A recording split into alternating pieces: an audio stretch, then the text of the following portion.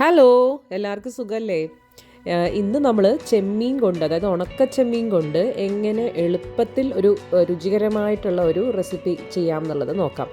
അപ്പോൾ എന്നെപ്പോലെ ഈ ഉണക്കച്ചെമ്മീൻ വൃത്തിയാക്കലൊരു മെനക്കേടാണെന്ന് വിചാരിക്കുന്നവർക്ക് ഇതുപോലെ ക്ലീൻ ചെയ്തിട്ടുള്ള ഉണക്കച്ചെമ്മീൻ നമുക്ക് സൂപ്പർ മാർക്കറ്റിൽ, ഇതെനിക്ക് ലുലു എന്നാണ് കിട്ടിയത്, എല്ലാ സൂപ്പർ മാർക്കറ്റിലും കിട്ടുമെന്ന് തോന്നുന്നു.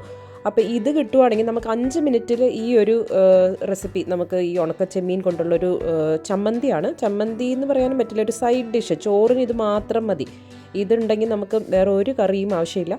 ഇത് ഒരു 5 മിനിറ്റ് കൊണ്ട് നമുക്ക് റെഡിയാക്കിയെടുക്കാം. അപ്പോൾ ഈ പാക്കറ്റ് തുറന്ന് നോക്കിയപ്പോൾ നല്ല ഫ്രഷ് ഫ്രഷ് എന്ന് പറയാൻ പറ്റില്ല, ഇത് ഉണങ്ങിയതാണ്. പക്ഷെ നല്ല വൃത്തിയുള്ള തലയും വാലും ആ നടുക്കുള്ള ആ ഒരു കാല് ഭാഗങ്ങളും എല്ലാം ക്ലീൻ ചെയ്തിട്ടുള്ള നല്ല ഒരു എന്താ പറയുക, അത്യാവശ്യം വലിപ്പമുള്ള ഉണക്കച്ചെമ്മീനായിരുന്നു. കാരണം ചിലത് വാങ്ങിക്കുമ്പോൾ ഈ തലയും വാലും ഒക്കെ കളഞ്ഞു കഴിഞ്ഞാൽ ഇതിനകത്ത് ഒന്നും ഉണ്ടാവില്ല, ആകെ കൂടെ ഒന്നും ഇല്ലാത്തൊരു പരുവായിരിക്കും.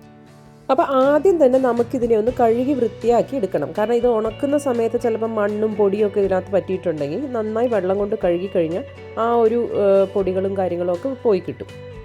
സാധാരണ പച്ചവെള്ളത്തിൽ തന്നെ കഴുകിയാൽ മതിയാവും. പക്ഷെ ഒന്ന് ഞെരടി കഴുകുകയാണെങ്കിൽ കുറച്ചും കൂടി ഒന്ന് വൃത്തിയായി കിട്ടും.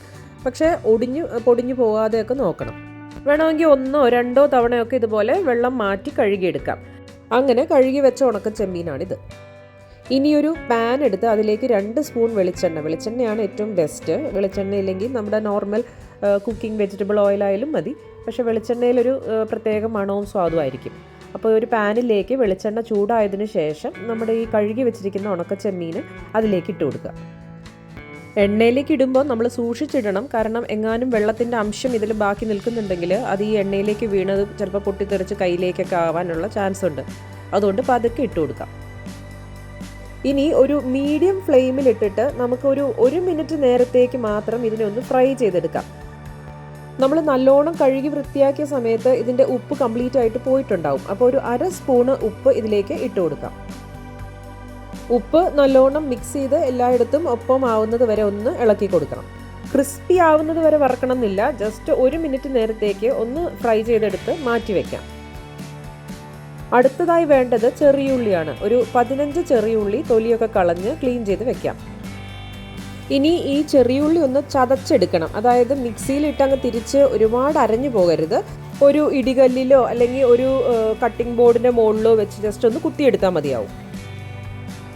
നമ്മുടെ ചെമ്മീൻ ഫ്രൈ ആയി വരുന്ന ആ ഒരു ടൈമിൽ നമ്മൾ ഈ ഉള്ളി ഒന്ന് ചതച്ചെടുക്കുകയാണെങ്കിൽ ചെമ്മീനെ നമ്മൾ വേറൊരു പ്ലേറ്റിലേക്ക് മാറ്റിയതിന് ശേഷം അതേ പാനിൽ തന്നെ എണ്ണയൊഴിച്ച് നമുക്ക് ഈ ഉള്ളിയും കൂടെ ഒന്ന് ഫ്രൈ ചെയ്തെടുക്കാം. അപ്പോൾ പാനിലേക്ക് നമ്മൾ വീണ്ടും 2 സ്പൂൺ എണ്ണ കൂടി ഒഴിക്കുന്നു. അതിനുശേഷം നമ്മൾ ഈ ചതച്ച് വെച്ചിരിക്കുന്ന ഉള്ളി അതിലേക്ക് ഇട്ട് കൊടുക്കാം. ഞാനിപ്പോൾ 15 ഉള്ളിയാണ് ഇതിനായിട്ട് എടുത്തിട്ടുള്ളത്. ഇനി നിങ്ങൾക്ക് കൂടുതൽ ക്വാണ്ടിറ്റി വേണം എന്നുണ്ടെങ്കിൽ കുറച്ചും കൂടി ഉള്ളി ഇതിലേക്ക് ആഡ് ചെയ്യാം. ഇനി ഒരു 2 മിനിറ്റ് നേരത്തേക്ക് ഹൈ ഫ്ലെയിമിൽ വെച്ചിട്ട് തന്നെ നല്ലോണം ഇളക്കി കൊടുത്ത് ഒന്ന് കളർ മാറുന്നത് വരെ നമുക്ക് വഴറ്റിയെടുക്കാം. അടുത്തതായി കുറച്ച് വെളുത്തുള്ളി ചതച്ചതും കൂടി ഇതിലേക്ക് ഇട്ട് കൊടുക്കണം. ഞാനിപ്പോൾ 4 അല്ലി വെളുത്തുള്ളിയാണ് ചതച്ചിട്ട് ഇട്ടിട്ടുള്ളത്. വെളുത്തുള്ളിയുടെ ടേസ്റ്റ് ഇഷ്ടമുള്ളവർക്ക് കൂടുതൽ വെളുത്തുള്ളി ഇടുകയും ചെയ്യാം. ഹൈ ഫ്ലെയിമിലായതുകൊണ്ട് ഇത് നിർത്താതെ തന്നെ ഇളക്കി കൊടുത്തുകൊണ്ടിരിക്കണം. നല്ലോണം ഒന്ന് കളർ ചേഞ്ച് ആയി കഴിഞ്ഞതിന് ശേഷം നമുക്ക് 1/2 സ്പൂൺ മുളക് പൊടിയും ഒരു 1/4 സ്പൂൺ മഞ്ഞൾപ്പൊടിയും കൂടി ഇട്ടിട്ട് നല്ലോണം വഴറ്റി കൊടുക്കുക. ഇനി ഫ്ലെയിം നല്ലോണം ചെറുതാക്കി വെച്ചതിന് ശേഷം ഈ മഞ്ഞൾപ്പൊടിയും മുളക് പൊടിയും ഇട്ടതിൻ്റെ ഒക്കെ ഒരു പച്ചമണം മാറി കിട്ടുന്നത് വരെ ജസ്റ്റ് ഒന്ന് വഴറ്റി കൊടുക്കുക. ഇതിലേക്ക് കുറച്ച് കറിവേപ്പിലയും കൂടി ഇട്ട് കഴിഞ്ഞാൽ നമ്മുടെ ഒരു മസാലക്കൂട്ട് റെഡി ആയി കഴിഞ്ഞു. ആദ്യം ഫ്രൈ ചെയ്ത് വെച്ചിരുന്ന ആ ഉണക്കച്ചെമ്മീൻ ഇതിലേക്ക് ഇട്ട് കൊടുത്ത് നല്ലോണം കൂട്ടി യോജിപ്പിക്കണം. ഇത്രയേ ഉള്ളൂ പരിപാടി. ഇത് വളരെ പെട്ടെന്ന് തന്നെ ഇപ്പോൾ ഉണ്ടാക്കിയെടുക്കാൻ പറ്റിയില്ലേ. അതായത് നമുക്ക് ഒരു ദിവസം ചോറിൻ്റെ കൂടെ കഴിക്കാനായിട്ട് സൈഡായിട്ട് തോരനോ കാര്യങ്ങളോ ഒന്നും ഇല്ലാത്തൊരു ദിവസം നമുക്ക് പെട്ടെന്ന് തന്നെ ഇപ്പോൾ ഒരു പാക്കറ്റ് ഈ ഉണക്കച്ചെമ്മീൻ ഇരിപ്പുണ്ടെങ്കിൽ അതിനെ എടുത്ത് നമുക്ക് വേഗം തന്നെ നമുക്കിത് റെഡിയാക്കി എടുക്കാം. ഈ ഉണക്കച്ചെമ്മീൻ മുഴുവനായിട്ട് ഇങ്ങനെ കിടക്കുന്നത് അങ്ങനെ കടിച്ച് തിന്നാനായിട്ട് ഇഷ്ടമില്ലാത്ത ആളുകളുണ്ടെങ്കിൽ നമ്മൾ ആദ്യം ഇതിനെ വറുത്ത് മാറ്റി വെക്കുന്നുണ്ടല്ലോ. അപ്പോൾ ആ സമയത്ത് ജസ്റ്റ് ഒന്ന് നമുക്ക് വേണമെങ്കിൽ മിക്സിയിലിട്ട് 1-2 ഒന്ന് ക്രഷ് ചെയ്ത് എടുക്കുകയാണെന്നുണ്ടെങ്കിൽ ഒരു ചമ്മന്തി രൂപത്തിൽ നമുക്കിതിനെ കിട്ടും.